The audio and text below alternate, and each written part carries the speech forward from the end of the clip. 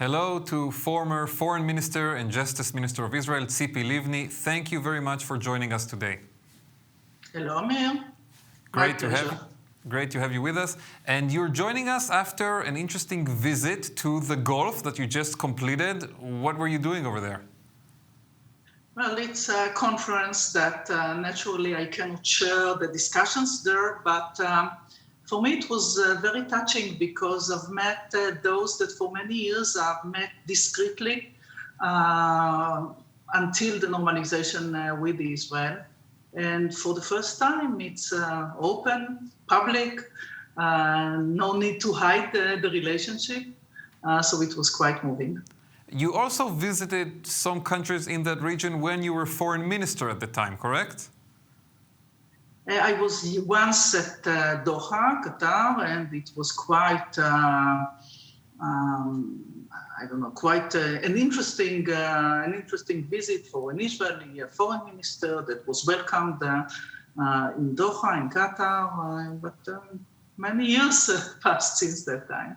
And a lot has changed geopolitically. When you look back at the relations that were beginning to materialize between Israel and some of these countries when you were foreign minister and later when you were chief negotiator with the Palestinians in a different government, are you surprised that we reached the current point of normalization and open relationships?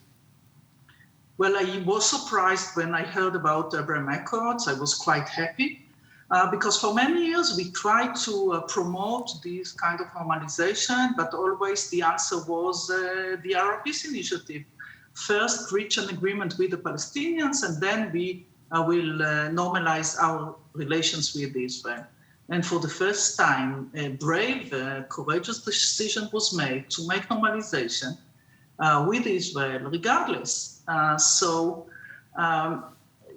Even just a few months before that, I was invited, not in a formal position, but I was invited to Abu Dhabi, but I couldn't say that I'm there. And a few months later, it was signed as a peace treaty normalization, that it is clear now that it's going to be a warm peace. In a way unlike what we are having with Egypt and Jordan, unfortunately. Yeah, I mean, I heard that we've had until now about 250,000 Israelis who had already visited Dubai since the agreement with the UAE was signed, so that definitely supports what you just said. I want to ask you broadly, what do you feel was a stronger motivating factor behind these countries' decision to get closer to Israel? Was it more about the positive benefits that can arise from peace, or more about the negative threat of a common enemy, Iran and its proxies in the region? I think it's both. For many years it was clear that we can be and should be allies facing the threat of Iran, that is threatening not only Israel, but also Gulf states and the entire world. So it was clear that we should and need cooperate, and this is a mutual interest of Israel and Gulf states. But frankly, this kind of cooperation, or part of this cooperation, happened even before the public normalization. Therefore, I believe there was another element, and this was also the understanding that cooperation and good relations helps also not only the economy, but other aspects of life. What I heard, for example, in the last few days is that during COVID, it was also clear that cooperation in terms of health and science is needed in our region. So it was another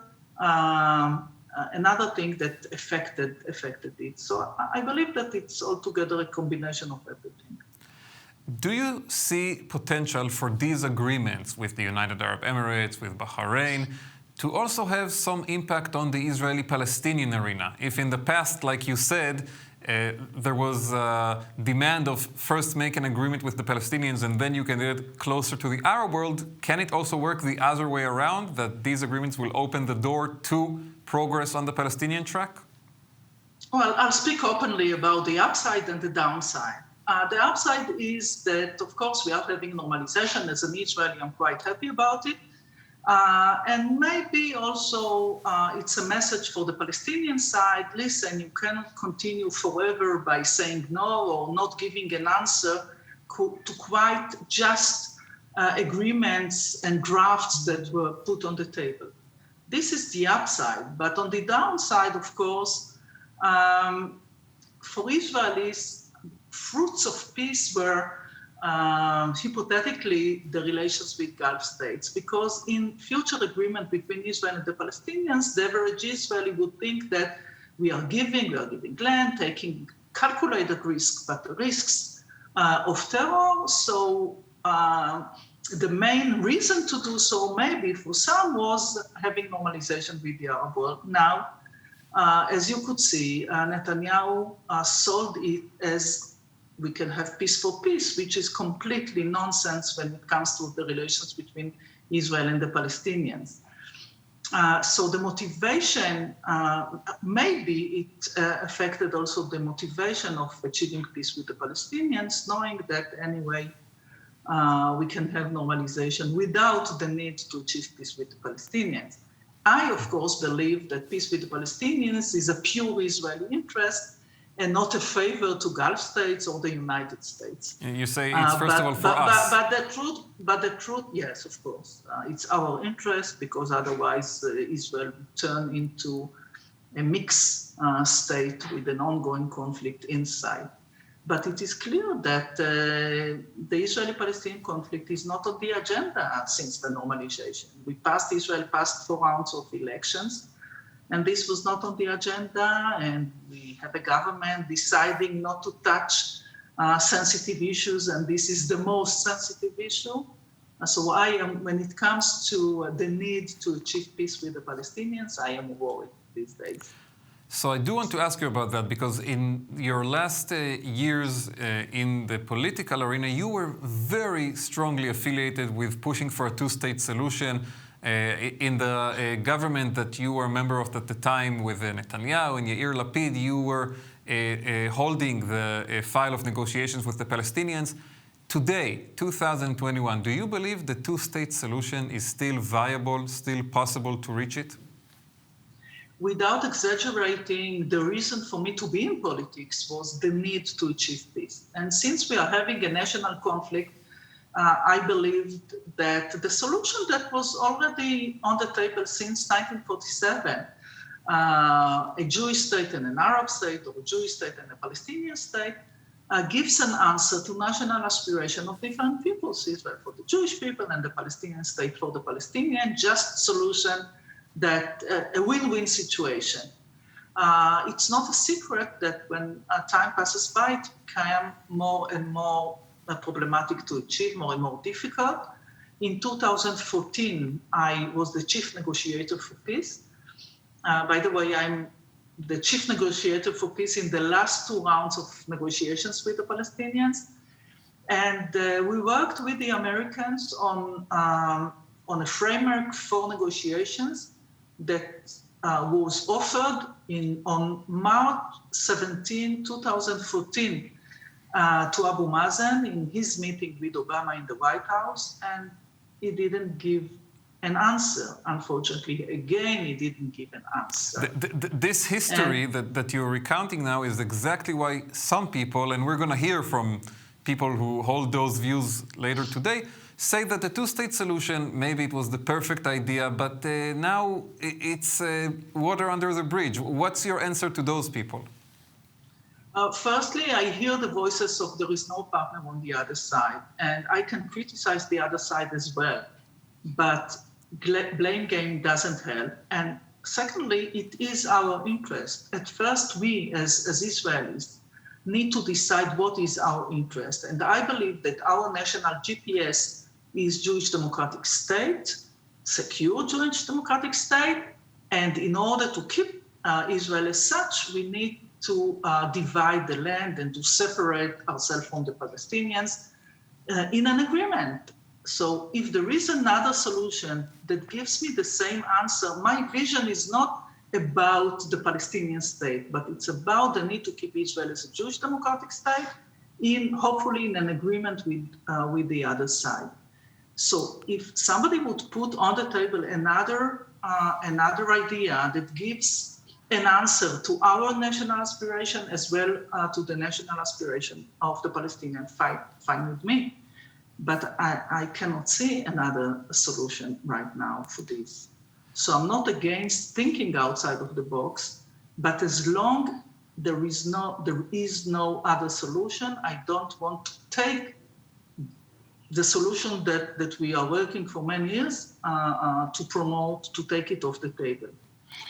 And I must say that my feeling these days is that in a way we are all in a car that some of my friends from center left are quite happy that the driver is not Netanyahu, which is fine with me as well.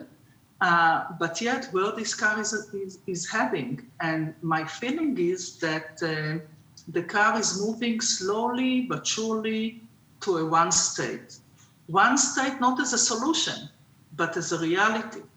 And this is something that we cannot afford and will affect the existence and the nature of Israel as a Jewish democratic state.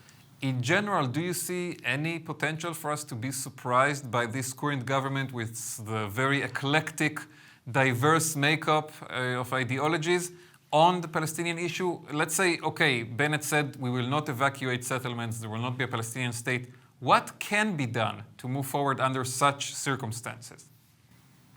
I think that the most important thing is, and this I believe should be the role of the US, to put again as a destination for all of us, the two states as the compass that was there before and for a while was taken for annexation and other ideas.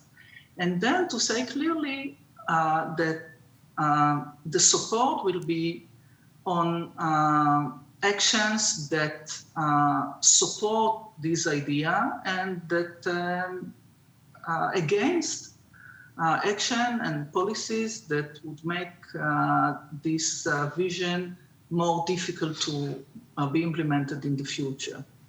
I think that there is one thing which is a huge common denominator, and this is economic or improving the economic situation on the Palestinian side, not as a replacement, not as economic peace instead of political peace, and not as a condition to something that they need to do. It's a pure Israeli interest. I believe that this government understands it, and therefore this is something that everybody can agree upon.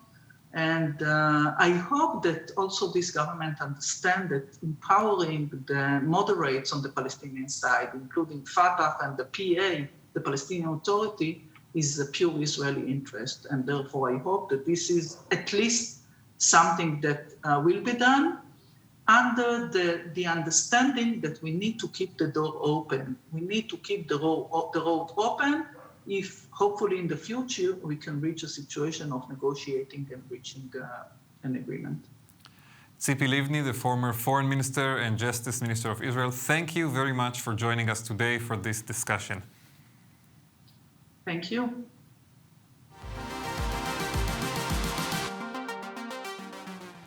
Hello, everybody. And following the interview with former Minister Tzipi Livni, we want to continue the discussion about the Israelis and the Palestinians.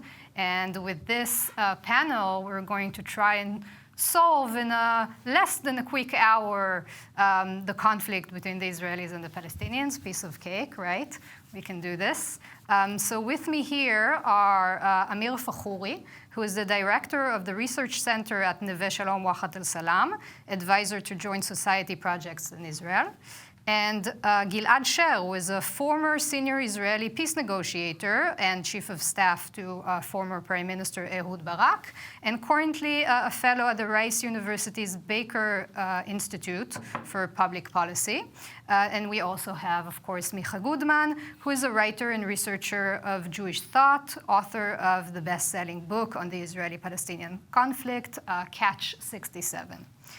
So we're going to start with you, Amir. If you could maybe, as much as you can, in approximately 10 minutes, explain to us your original solution to the conflict. First of all, thank you for the invitation. I'm happy to be here with my revered colleagues and panelists here. It's not my solution. I'm here on behalf of the Political Initiative Two States, One Homeland, which basically advocate confederation, both as a political structure and a political sentiment. And I will further elaborate on that. So basically, we advocate two states with an open borders, and it is good to remind all of us that the original partition plan was imagined as a confederation, as Jerusalem was a joined shared city, as Palestine, the state of Palestine, the state of Israel, as a monetary unit. So we advocated two independent states with an open borders, two sovereign states, two nation states. And that coming together in a shared institution to manage, which is inherently shared interest and shared national resources, material resources like aquifers and such, and we think that this structure, I guess, which reminds us of in some way the EU, can help us to find a way out of the deadlock, especially which is confined in the refugees issues and the settlements. We see the settlements as a political structure that should be treated politically, and Israeli settlers which are willing to succumb to the sovereignty of the young Palestinian state should be there, of course, in a framework of decolonization of the settlements that become, and the Israelis which there will become residents of the Palestinian state and nationals of the Israeli state, and vice versa in what concerns Palestinians refugees, and by no means I'm doing here a symmetry, which want to exercise the right of return. They will become, if they choose to, residents of Israel and nationals of the Palestinian state. So we think that structurally saying, politically and structurally wise, we think that this holistic look to the state as to the homeland, to this geopolitical unit, Israel-Palestine, can give us more spectrum of maneuver to give creative ideas. And I want to emphasize that it is based upon not only rational political structural ideas, but upon a narrative which says we have here two nations living in a close vicinity that should understand and should be educated that they cannot entertain the idea that they will live here without seeing the other nation. We should educate the young Palestinian boy and the young Israeli Jewish girl that they're here together in a shared homeland, whether they like it or not. And stemming from this existential understanding, we can build and maintain political structure and not otherwise. So this is what the two nations should be taught, that they live here with another nation, and they should try to develop their political imagination, how to share and not how to separate. There's Palestinians already. Fifth of the population of Israel is Palestinians, is Arab Palestinians. So, and I'm not going to go into the dangers of cultivating this political imagination of separation. All of the modern world went to power sharing models to find a way out of intractable conflict. We Palestinians and Israeli Jews can find a way which stems from the sharing narrative, not the separation. And I will finish with this point. All of what I said already is already anchored in the political reality nowadays in Palestine and Israel, even under terms of Jewish superiority. We have cooperation in terms of security, in terms of aquifers, in terms of open. We have 200,000 Palestinians from the West Bank coming into Israel on a daily basis. So what we are asking, it is a natural thing. It's already anchored, and it need to perfect it. It need to be democratized. Thank you, Amir. So, Gilad, a confederation, settlers staying in Palestine, joint institutions for a two-stater, that must all sound like a fantasy, right? It sounds good. I mean, I'm not ruling out fantasy. anything that Amir mentioned here, but I believe that first we have to deal with the core issues that are the contentious issues between Israel and the Palestinians. Then maybe later, once we have a partition of the land between the Jordan River and the Mediterranean Sea into two nation states, then we can proceed towards any kind of structure that looks like confederation or other structures that were mentioned in the public debate about that. I believe that, looking at the objectives of the national security of Israel and the long-term objectives of Israel, I believe that the only way to secure Israel as the democratic nation state of the Jewish people is by separating itself from of the Palestinians, and for the Palestinians to have their statehood with self-determination in a state of their own. It's the only way to have a border between the two nation states. Now we are 14 million people, Israelis and Palestinians. That's all between on this piece of land, and we have to first divorce. Then we might engage in a different path. I believe that when I was at the Institute for National Security Studies, we used to once a year look at all the structures and all the initiatives and all the plans that were on the table at that point in time, analyze them according to a certain set of parameters, and year after year after year, the two-state solution got by far the best rating in this research. Now, why is that? Look, there's the status quo. Both Israelis and Palestinians, by the way.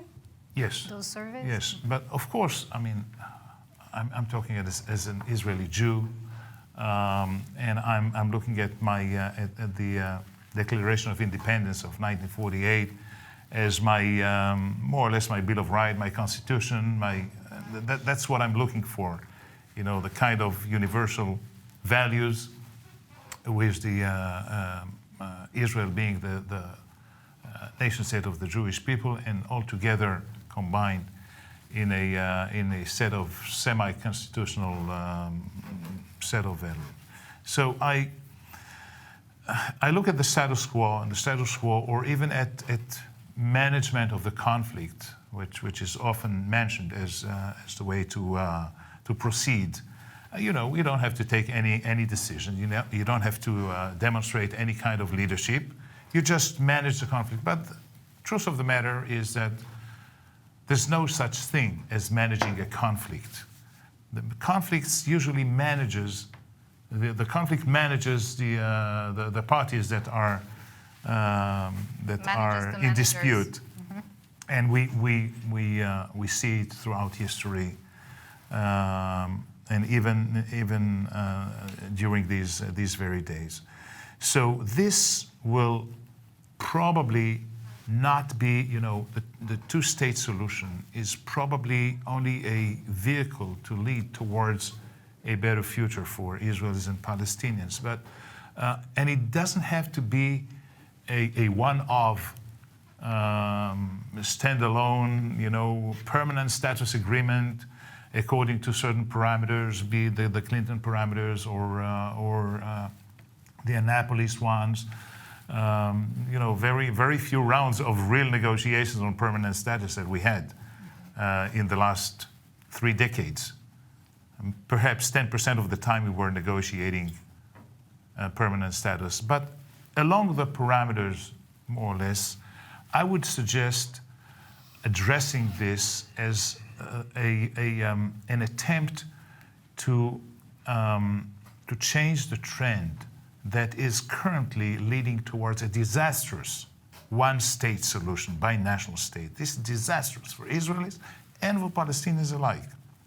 So reverse the trend towards a gradual advancement towards a two-state reality and preserving the conditions that would allow a two-state solution to come up at a certain point in time without negating the final agreement that might be attained. So first, it should be a gradual process. Second, it should be a three-pronged approach process. Regional, we can capitalize on whatever happens in the region, and with our allies and the two countries that have long ago signed agreements of peace with us, Egypt and Jordan, and other developments of the last year or two with the Abraham Accords, etc. So capitalize on that. Then bilateral negotiations. We need to discuss whatever happens, and we need an international. I wouldn't say supervisor, but at least a kindergarten kind of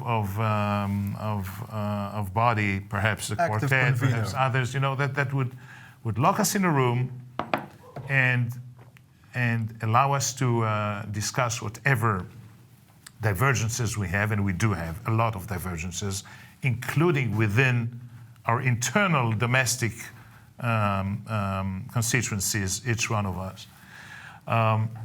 But at least whatever is agreed or mutually coordinated would be implemented. And then, little by little, you build layer over layer of, you pave the way towards an ultimate possible two-state solution. Then you can do whatever you want. You can confederate, you can whatever, okay? So I believe that this is it's always not the time for this kind of major decisions. But if you do it gradually, then these are not so major decisions that you have to that have to be taken. So I'm also looking for ways to change the mindsets of the people of this region towards making peace. We plan a lot of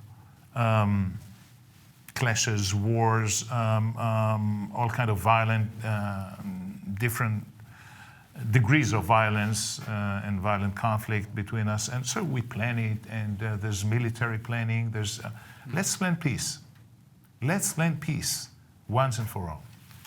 Thank you, Gilad. And Micha, working on your book, you must have, spoken to many people, hearing these approaches, two-state solution, and the, newest confederation idea. But you came to a different conclusion. That's right. That's right.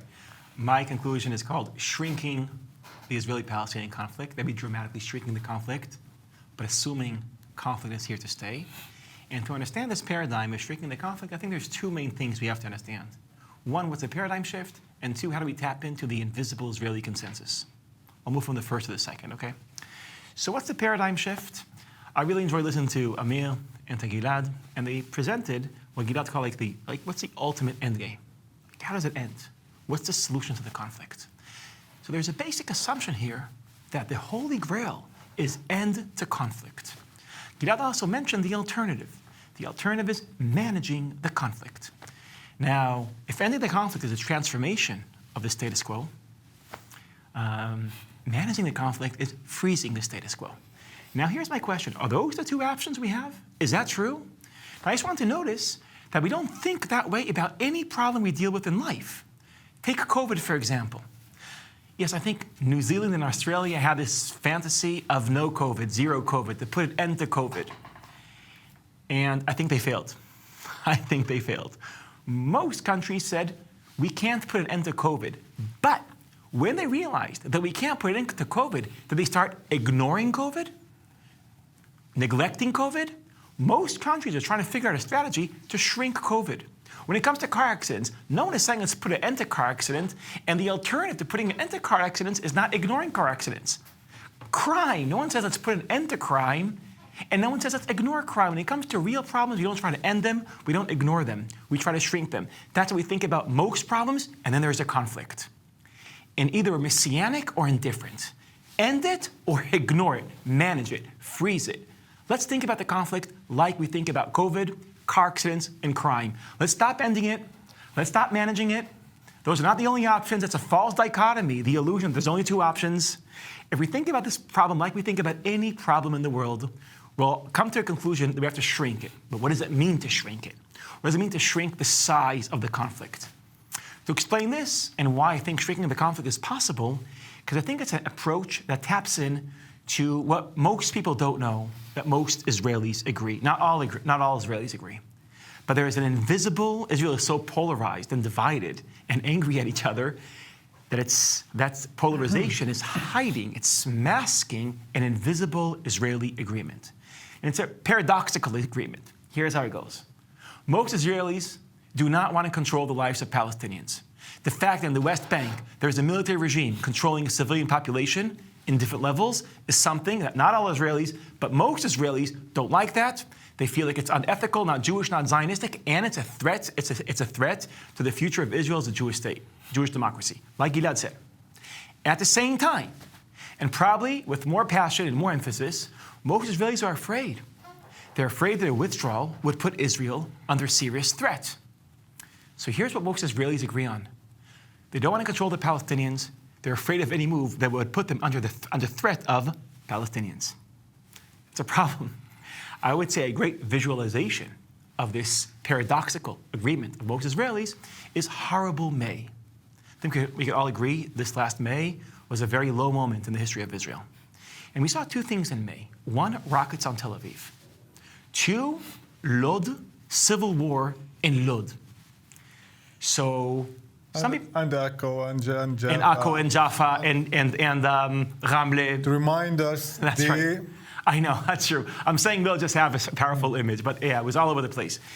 And then when we saw Lod, so many Israelis say, wow, if a binational city doesn't work, will a binational state work? People looking at Lod and saw, if Israel stays in the West Bank, eventually Israel turns into Lod. Israel's a binational state. We don't want that. At the same time, Israelis looking at Tel Aviv, and they're saying, well, Tel Aviv, for 1 week, has the feel and taste of what it means to be a resident of Sderot, very close to Gaza, all year. So Israelis were saying, if we leave the West Bank, Tel Aviv will be Sderot. If we stay in the West Bank, Israel will be Lod. These are two catastrophes that most Israelis want to avoid. Again, Israelis don't want to control the lives of Palestinians, and yet they're afraid of a withdrawal that will put them under the threat of a failed state in the West Bank. And there is good reasons to believe that a Palestinian state will be a failed state. Look at Gaza, look at other presidents. So how do you tap in, how do you turn this paradoxical, invisible Israeli consensus? How do you do that? Well, there's no real alchemy here, but here's shrinking the conflict is the following. These are steps on the ground, maybe unilateral, maybe based on local agreements that dramatically shrink the amount that Israelis control the lives of Palestinians, without decreasing the amount of security that Israelis enjoy. To control the Palestinians a lot less, without being threatened from them more. What does it look like? Am I out of time? No, it's okay. Okay, what does it really look like? These are steps right now. The lived reality in the West Bank is like this. There's over 160 Palestinian autonomous islands that are not connected to each other. Every island is an autonomy, but they're not connected to each other because in between is Area C. Area C is area controlled by the IDF, by the Israeli Defense Forces. 60%. What? 60%. 60% of the land, that's right. Yep. So that means that the amount of self-governance of the Palestinian Authority is extremely low. Mm-hmm. There's another problem, by the way, that there's over 160 autonomous islands. They're not connected. They have no way to go abroad in a sovereign way. They're in an airport or a port in the ocean, in the sea. A second problem is that they can't really do their own planning and zoning. There's just not enough land around their villages and towns. A third problem is because of the Paris Protocol, I won't go into a lot of details, but the Palestinian economy is not an independent economy. It's very much dependent on Israel. Let's take care of all those. Because Israel is occupying. Yes. So here's a question. I think Israel, without an ultimate solution, could solve all three problems, which means, roughly, connecting Palestinian autonomous islands to each other, connecting them to the world, expanding towns and cities so they can have planning and zoning, and liberating their economy. Okay, Now, so without, let me tell you so- something. Let me just end here just 1 minute. Let me just conclude. On this point, okay. After the Palestinians are connected to each other, connected to the world, and independent economically, the conflict doesn't end. It doesn't end. Okay. All that happens is the following. They have more self-governance, and Israel doesn't have less security. That is shrinking the conflict, and here's the thing. Let's do that tomorrow morning. Let's not wait for the conditions for peace. Let's do that tomorrow morning. Okay, so that's on shrinking the conflicts. Gilad, Conflict. before I wanted the to, conflict. the two core issues that were never a major problem are territory and security. Those are the one that Micha tackles, okay?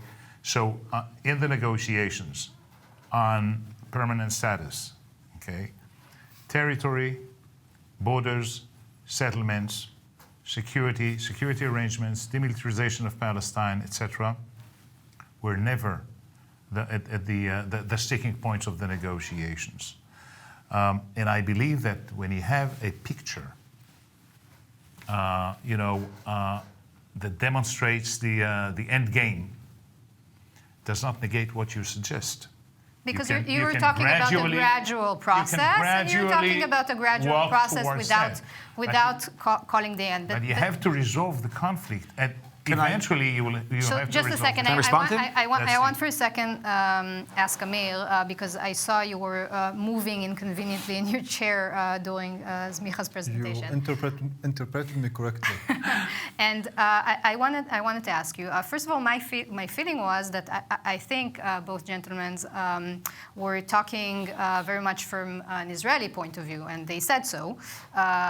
Which the conflict, of course, has another side.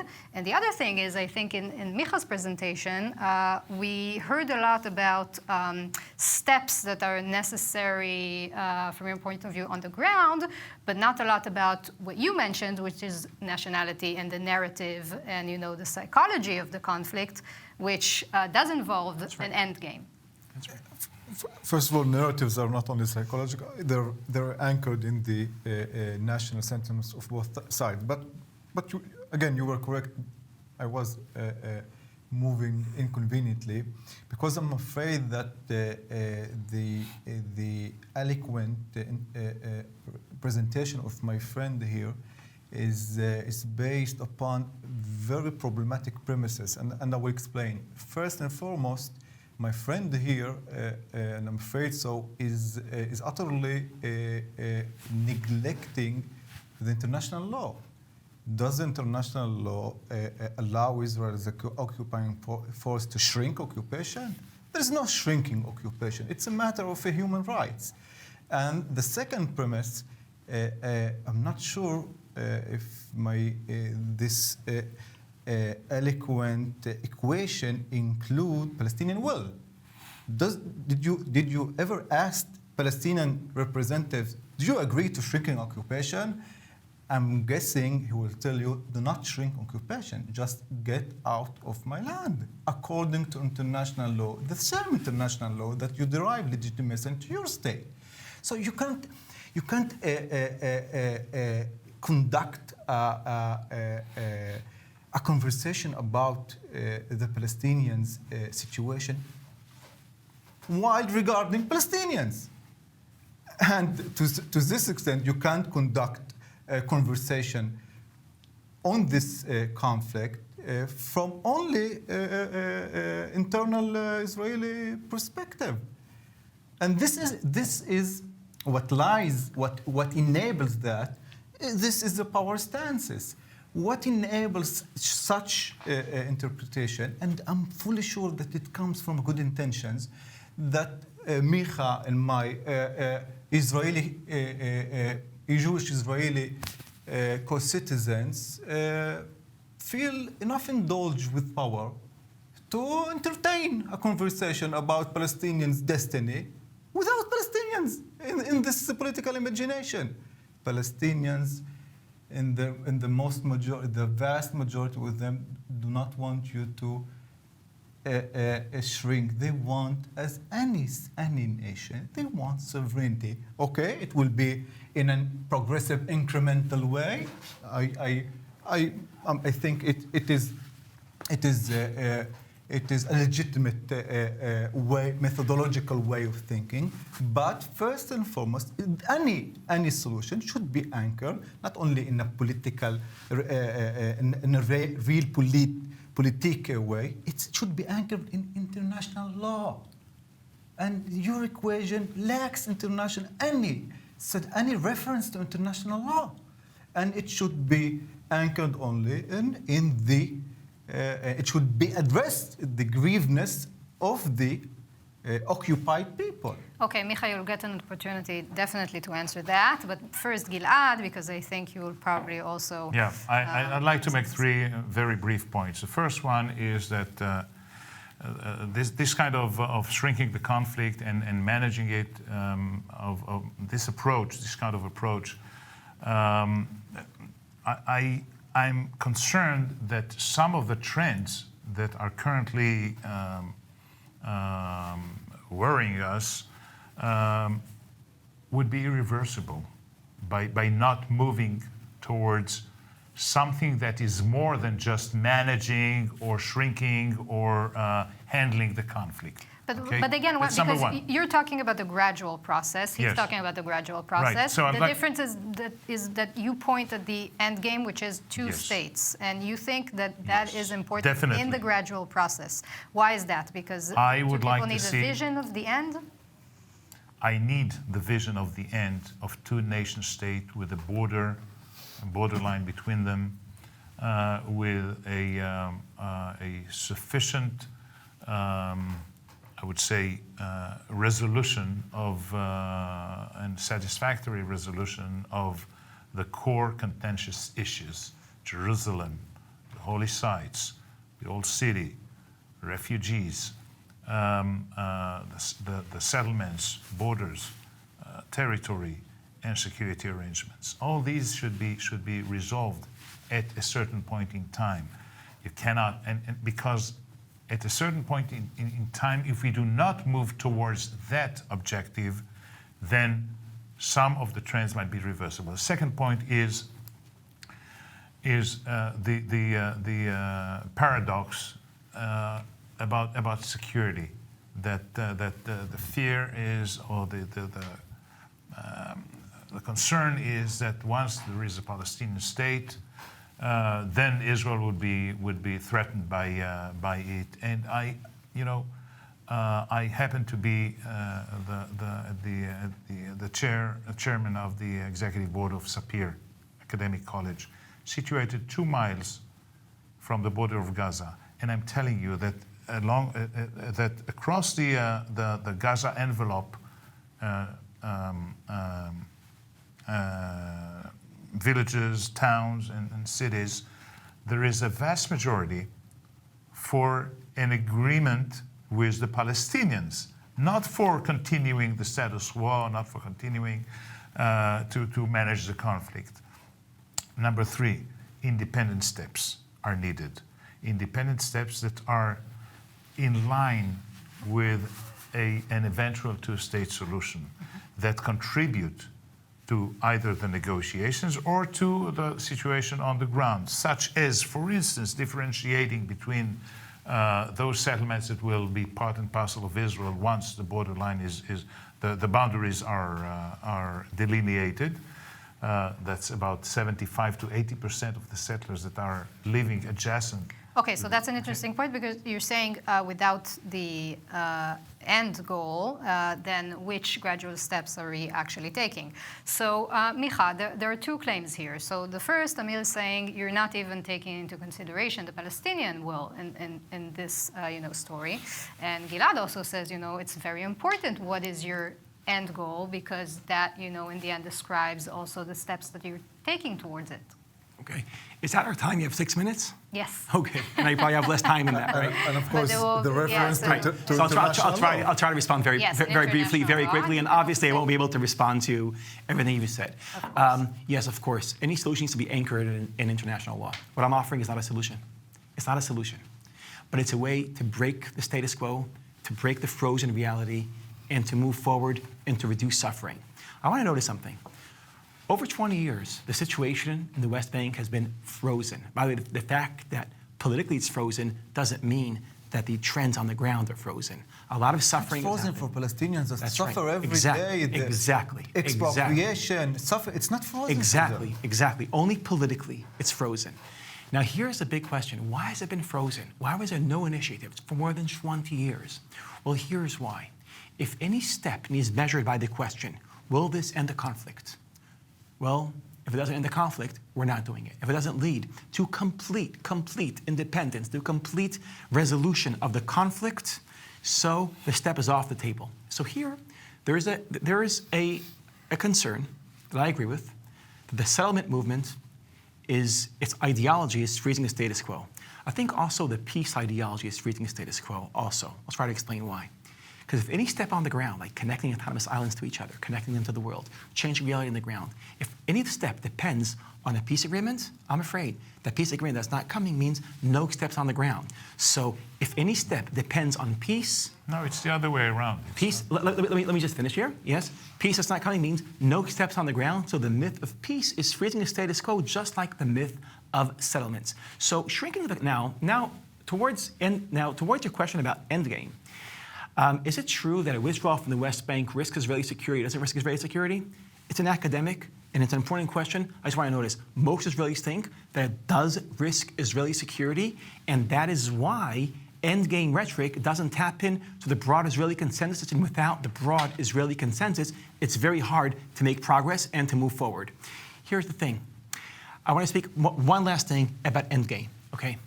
Once Israel takes initiative with Palestinians, with local agreements, with Palestinians, and by the way, the Palestinians have to make a decision, yes? Israel was formed by the sum of small steps. David Ben-Gurion started building Israel from the bottom up. Okay, we definitely do not have time for the history of Israel. Increasing self-governance until it was a state. Yes. I'm not saying Palestinians need to support Zionism, not at all. I'm saying Palestinians need to be like Zionism. It's a very successful movement, being like Zionism, building their sovereignty bottom up, shrinking the conflict enables exactly that. And finally, once Israel connects the autonomous islands to each other, connects them to the world, liberates their economy, we can speak about a real autonomy here. Not a state, but it's what Israeli general Giora Eiden calls critical mass of self-governance.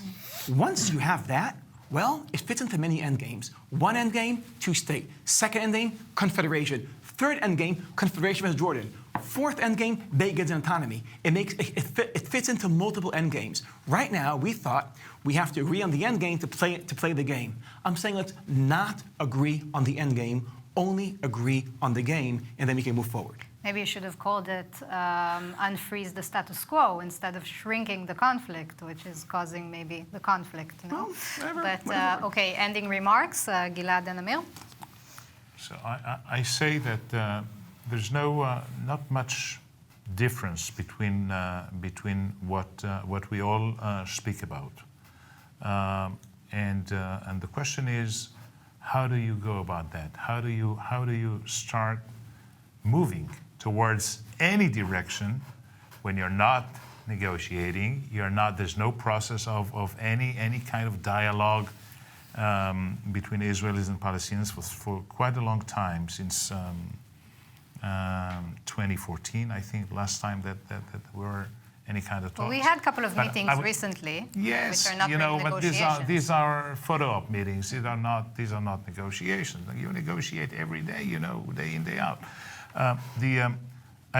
My final suggestion is this: when I negotiated in Camp David, in Taba, etc., and all the covert negotiations, we always had this paradigm or this formula of nothing is agreed until everything is agreed, which of course blocks the way towards a full-fledged agreement. I believe that we need to change that. And here I agree with Micha. Whatever is agreed or mutually coordinated or independently suggesting a preservation of a two-state solution should be implemented. That changes the mindsets of the people. It is visible on the ground, and it leads towards a better reality. We need to move from reality A of the conflict to reality B of moving towards ending the conflict, even if we do not end it immediately, and there's no feasibility for that right now. So that's my proposal to kind of link the three of us into one way that we could move forward. So we're not going to end the conflict. That's already, I think, pretty sure. But Micha doesn't want to end the conflict. Right, we're not going to shrink or end it. But we are going to end the panel. So, as a final remark, you know what? Theoretically speaking, there is no wrong in thinking about ending conflicts or even managing conflict in an incremental way, gradual way. But again, there is no need for theory here. We're here after 100 years of conflict, and we saw when we say gradual or let us if not or not agree on that, let us proceed. Proceeding is deepening the occupation, deepening the Palestinian suffer. What has not been agreed upon has become even more aggravated. So this theory of graduality should be, of course, anchored in a certain history. And the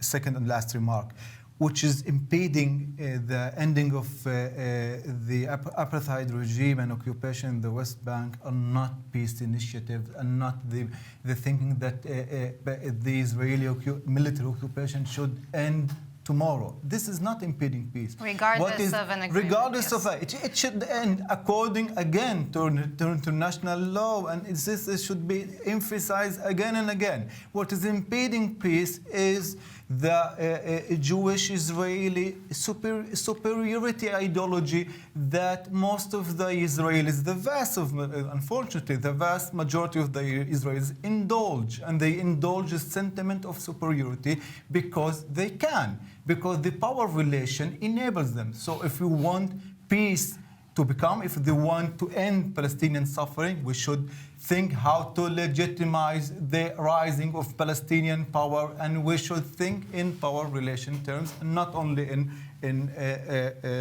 this. This is another critical paradigm shift that should be embraced.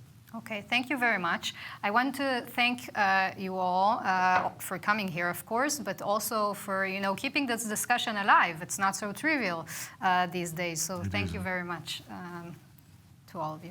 Thank you. Thank you. Thank you, Noah. Thank you.